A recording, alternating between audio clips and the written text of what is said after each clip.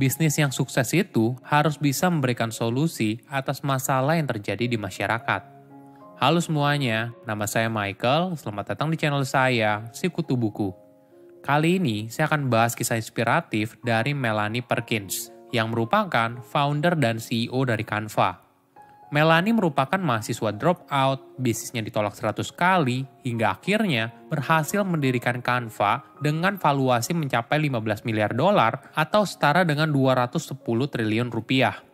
Sebelum kita mulai, buat kalian yang mau support channel ini agar terus berkarya, caranya gampang banget. Kalian cukup klik subscribe dan nyalakan loncengnya. Dukungan kalian membantu banget supaya kita bisa rutin posting dan bersama-sama belajar di channel ini.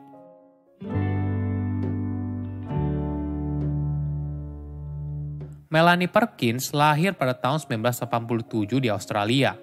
Dia merupakan anak yang gemar berbisnis. Pada usianya 14 tahun, Melanie mendesain dan menjual shell buatan tangan di kota kelahirannya. Petualangan bisnisnya pun berlanjut ketika dia menginjak bangku kuliah. Kehidupan di universitas bagi sebagian mahasiswa berisi pesta, teman kuliah, kelas, dan yang lainnya. Tapi bagi Melanie, itu adalah fase desain dan penemuan. Saat itu tahun 2006, Melanie dan pacarnya sedang belajar di sebuah universitas di Perth, Australia. Di waktu luang tersebut, dia mengajar program desain kepada siswa lain dan saat itulah dia menyadari betapa frustasinya dalam mengajarkan desain menggunakan software yang ada, misalnya InDesign atau Photoshop. Bahkan, untuk menemukan satu tombol pun bisa menghabiskan waktu yang lama. Sebagai gambaran, murid harus belajar 1 semester hanya untuk menjadi familiar dengan semua tombol yang ada di program tersebut. Rasa frustasi inilah yang mendorong Melanie menuju jalan yang tidak pernah dibayangkan sebelumnya. Dia punya mimpi ingin membuat desain bisa diakses semua orang. Melanie berpikir pasti ada cara untuk membuat desain lebih mudah dan sederhana. Jadi, dia mulai mencoba dengan produk yang dia tahu, yaitu buku tahunan sekolah. Pada umur 19 tahun, Melanie dan pacarnya mendirikan Fusion Books, sebuah website untuk membuat desain buku tahunan menjadi lebih mudah dan menyenangkan. Usaha awalnya juga dimulai sangat sederhana, hanya dari ruang tamu rumahnya. Ide bisnis mereka ternyata disukai banyak orang. Mereka tidak hanya membantu orang lain untuk mendesain buku tahunan, bahkan hingga mencetak lalu mengirimkan buku tahunan tersebut. Startup pertamanya membuat Melanie dan pacarnya menjadi yakin atas ide mereka. Beberapa tahun kemudian, Fusion Yearbook menjadi penerbit buku tahunan terbesar di Australia sebelum melebarkan sayap ke Perancis dan New Zealand. Bisnisnya semakin sukses hingga akhirnya Melanie memutuskan untuk drop out dari kampusnya dan fokus membangun bisnis.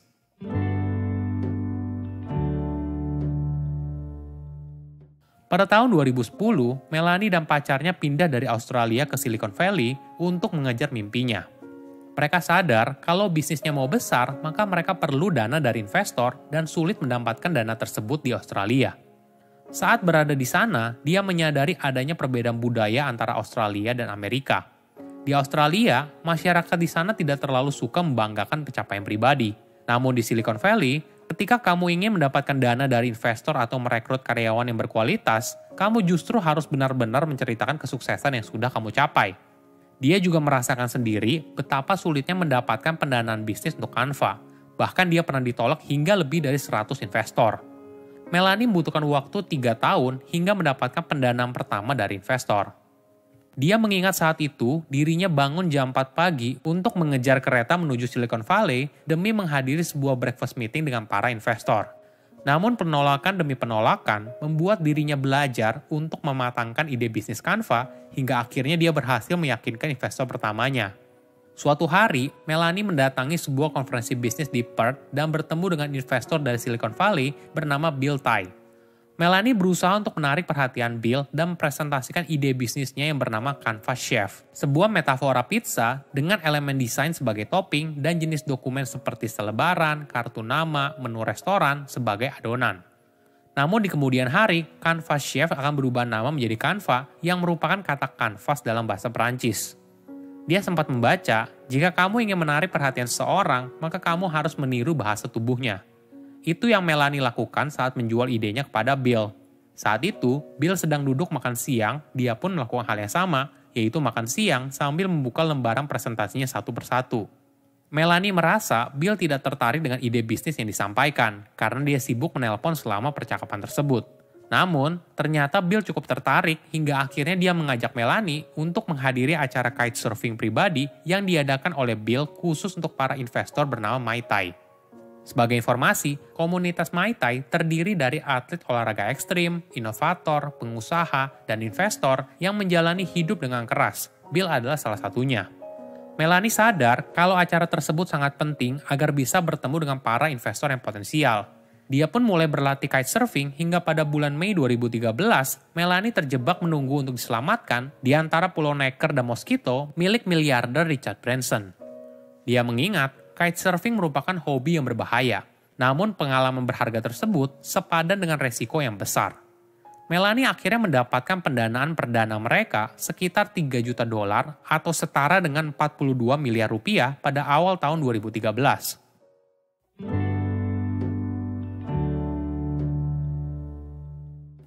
Di balik kesuksesan Canva, yang tidak banyak orang tahu, resep suksesnya juga berada pada waktu peluncurannya yang tepat.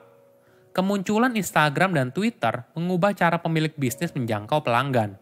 Dari bisnis kecil hingga bisnis besar, semua orang tiba-tiba sangat peduli untuk memiliki kehadiran di dunia digital.